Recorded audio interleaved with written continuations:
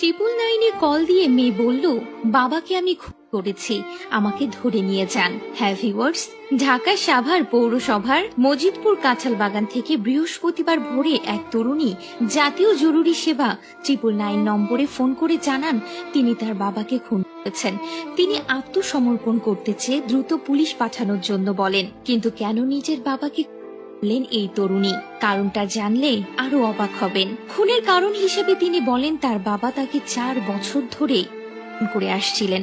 2022 সালে নাটোরের সিংড়া থানায় বাবার বিরুদ্ধে মামলা করেন তিনি। দীর্ঘদিন জেল খেটে জামিনে মুক্ত হন তার বাবা, কিন্তু তারপরও ভালো হননি। গত রাতে আবার ধর্ষণ করার কারণে তিনি বাবাকে খুন করেছেন। 999 থেকে সংবাদ পেয়ে সাভার থানা পুলিশের একটি দল দ্রুত ঘটনাস্থলে গিয়ে মরদেহ উদ্ধার করে ময়না তদন্তের জন্য পাঠিয়ে দেন। আর 23 বছরের ওই তরুণীকে গ্রেপ্তার করা হয়েছে।